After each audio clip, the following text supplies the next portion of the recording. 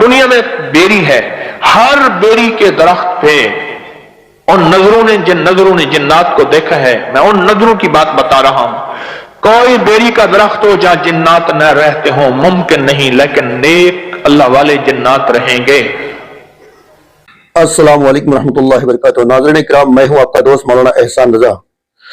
15ویں شعبان کی شب کے بارے میں اکثر علماء اکرام بتاتے ہیں کہ اس رات جو بھی شخص بیر کے ساتھ پتوں سے نہا لیتا ہے تو جادو، جنات، شیاطین سے محفوظ رہتا ہے۔ ساتھ ہی وہ شخص اگر بیمار ہے تو اللہ تبارک و تعالیٰ اسے تمام بیماریوں سے شفا عطا فرماتا ہے۔ کیا یہ بات درست ہے یا غلط ہے؟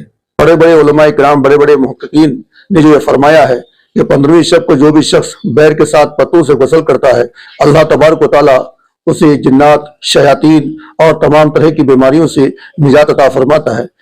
لیکن نہانے کے باوجود بھی اگر یہ چیزوں سے وہ محفوظ نہیں رہتا ہے تو اس کے پیچھے کوئی نہ کوئی وجہ تو ضرور ہوگی۔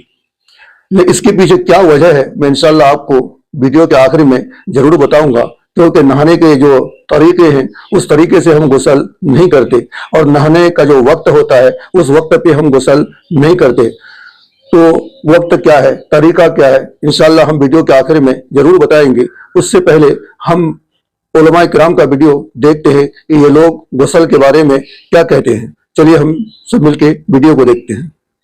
دیکھیں شب برات آنے والی میسج وائرل ہوتا ہے کہ 7 بیری کے پتے پانی میں جوش دے کر اس سے غسل کریں تو سال بھر جادو ٹونے ٹوٹکے سے محفوظ رہیں گے۔ اب لوگ پریشان ہو جاتے ہیں کہ جتنے لوگ گھر میں ہیں سب کے لیے 7 پتے لے کر آئیں یا 7 ہی پتے میں پورے گھر والے غسل کر سکتے ہیں۔ اتنا پیچیدہ مسئلہ ہے کہ کوئی جواب ہی نہیں دے پا رہے۔ پیارے آقا کے پیغمبر سب کے لیے 7 کے چکر میں بیری کے پورے پیڑ کے پتے توڑ لے جاتے ہیں۔ آپ کو جادو ٹونے ٹوٹکے سے بچنا ہے تو مالک کون، پوچھنا کس سے کوئی پرواہ نہیں۔ میری قوم بچپن سے غوث پاک کے والد کا واقعہ سنتی چلی آ رہی ہے کہ غوث اعظم کے والد نے دریا میں بہتے ہوئے سیب کو بن مالک کی اجازت کے کھا لیا تھا، تو اس کے کفارے کے طور پر آپ نے کتنے کام کیے۔ آج ہم اور آپ ایسا زندگی بھر کیا کچھ کر کے گزر جاتے ہیں، ہم نے کبھی اس کے بارے میں سوچا بھی نہیں۔ بھائیوں، شب برات آیا چاہتی ہے اور آپ جانتے ہیں کہ کچھ پتے ایسے ہیں جن میں جادو کا علاج بھی موجود ہے۔ جی ہاں، بہت سارے ناظرین ایسے ہوں گے جو بعض اوقات اس تکلیفوں میں ہوتے ہیں۔ آئیے شب برات کے لیے ایک زبردست برکت آپ کو عرض کرتا ہوں۔ دعوت اسلامی کے اشاعتی ادارے مکتبۃ المدینہ کی مطبوعہ 170 صفحات پر مشتمل کتاب اسلامی زندگی صفحہ 134 پر ہے۔ اگر اس رات یعنی شب برات 7 پتے بیری یعنی بیر کے درخت کے پانی میں جوش دے کر جب نہانے کے قابل وہ ہو جائے پانی تو غسل کرے، انشاءاللہ عز و جل سارا سال جادو کے اثر سے محفوظ رہے گا۔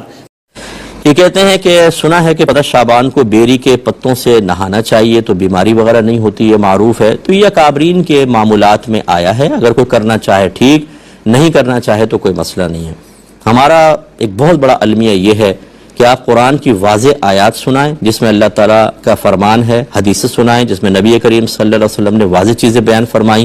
ہمارے قلوب پر ایسی چیزیں اکثر اثر انداز نہیں ہوتی، خاص طور پہ جس میں کسی کام سے منع کیا گیا ہو، جھوٹ سے، غیبت سے، حرام کمانے سے، مختلف قسم کی زینت، ناجائز زینت اختیار کرنے سے۔ ہم ایک کان سے سنتے ہیں دوسرے کان سے نکالتے ہیں۔ لیکن جہاں پر ہمیں کوئی بھی ایسی بات مل جائے جس میں دنیا کا فائدہ، تمہاری دعا قبول ہو جائے گی اور بالکل پولا پولا کام کر لیں، تمہارے ساری زندگی گناہ بخشے جائیں گے، تمہارے گھر میں برکتیں ہو جائیں گی، بچیوں کے رشتے آنا شروع ہو جائیں گے، اچھی جاب مل جائے گی، وہ تو ہم فوراً اختیار کرتے ہیں۔ تو یہ ہمیں اپنی طبیعت کو بھی دیکھنا چاہیے کہ ایک دن عرب کے ایک دیہاتی نے آ کر بارگاہ رسالت میں عرض کی، یا رسول اللہ صلی اللہ تعالی علیہ وسلم، اللہ پاک نے جنت کے ایک درخت کا تذکرہ فرمایا ہے جس سے ایذا پہنچے گی، حالانکہ میں سمجھتا ہوں جنت میں ایسا کوئی درخت نہیں ہوگا جو اپنے مالک کو نقصان پہنچائے۔ آخری نبی محمد عربی صلی اللہ علیہ وسلم نے فرمایا وہ کون سا درخت ہے؟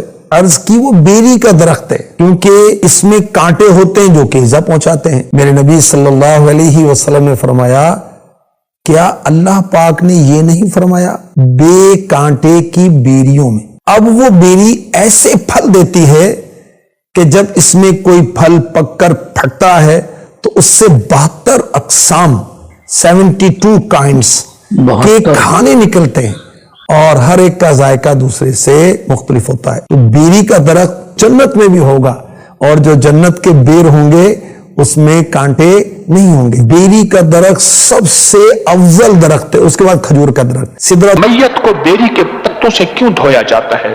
یعنی دھونے سے مراد نہلایا جاتا ہے. یہ بھی اہم سوال ہے. بیری کے پتے ابالے جائیں اور بیری کے پتے ابال کے میت کو اس سے نہلایا جائے. سدرۃ المنتہا, جنت میں بھی بیری کا درخت ہوگا, ہوں گے, پر ان میں کانٹے نہیں ہوں گے اور وہ اللہ کی قدرت کی بیری ہوگی. اور دنیا میں بیری ہے, ہر بیری کے درخت پہ جن نظروں نے جنات کو دیکھا ہے, میں ان نظروں کی بات بتا رہا ہوں. کوئی بیری کا درخت ہو جہاں جنات نہ رہتے ہوں ممکن نہیں, لیکن نیک اللہ والے جنات رہیں گے, نیک جنات رہیں گے. اور بیری کا عمل بھی بتاتا جاؤں آپ کو, تو فتن دیتا جاؤں. 40 بیری کے پتے لیں, ہر پتے پہ 3 دفعہ کلمہ پڑھیں. پہلا کلمہ طیب 3 دفعہ پڑھیں ہر بیری کے پتے پہ, اور اس کو پانی میں ابال دیں اور اس پانی کے اندر اور پانی ملا کے اس سے غسل کر لیں. اس سے غسل کرنے والا لا علاج بیماریوں سے چھٹکارا پائے گا. 1, جادو سے چھٹکارا 2, جنات سے 3, اور نظر بد آخری درجے کی ہو 4, اور حتیٰ کہ ایسی کینہ پرور نظریں ہوں جو اس کے گوشت اور ہڈیوں کو گلا چکی ہوں, اس کے ریشے کو ختم کر چکی ہوں. یہ بندہ ایسے صحت مند ہو جائے گا جو مسلسل چند بار یہ بیری کے پتوں سے غسل کرے گا.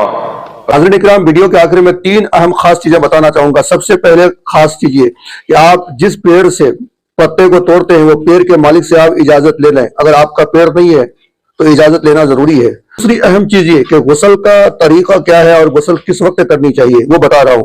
مغرب کی نماز کے بعد 6 رکعت نفل نماز آپ کو پڑھنی ہے. وہ 6 رکعت نفل نماز عمر درازی کے لیے, رزق میں برکت کے لیے اور تمام بلا اور مصیبتوں سے بچنے کے لیے 6 رکعت نفل نماز پڑھنی ہے. 6 رکعت نفل نماز مکمل ہو جانے کے بعد عشاء کی نماز سے پہلے آپ بیڈ کے ساتھ پتوں کو پانی میں گرم کریں, اور گرم کرنے کے بعد وہ پانی جب نارمل ہو جائے تو اسی پانی سے آپ کو غسل کرنا ہے عشاء کی اذان سے پہلے. اور غسل کرنے کے بعد سر کو تو پوچھ سکتے ہیں لیکن جسم کو نہ پوچھیں, جسم کا پانی خود بخود سوکھنے کے لیے دیں. پھر بعد عشاء آپ 12 رکعت نفل نماز پڑھیں. 12 رکعت نفل نماز آپ کو کیسے پڑھنی ہے؟ پہلی رکعت میں آپ کو سورہ قدر یعنی انا انزلناہ فی لیلۃ القدر 3 مرتبہ, اور دوسری رکعت میں سورہ اخلاص یعنی قل هو اللہ احد, یہ سورہ آپ کو 3 مرتبہ تلاوت کرنی ہے. ہر 2 رکعت پر سلام پھریں. 12 رکعت نفل نماز مکمل ہو جانے کے بعد آپ 101 مرتبہ درود شریف پڑھ کے سجدے میں چلے جائیں اور دعا کریں. انشاءاللہ آپ کو فائدہ ضرور ہوگا. دیجیے اپنے دوست مولانا احسان کو اجازت. السلام علیکم.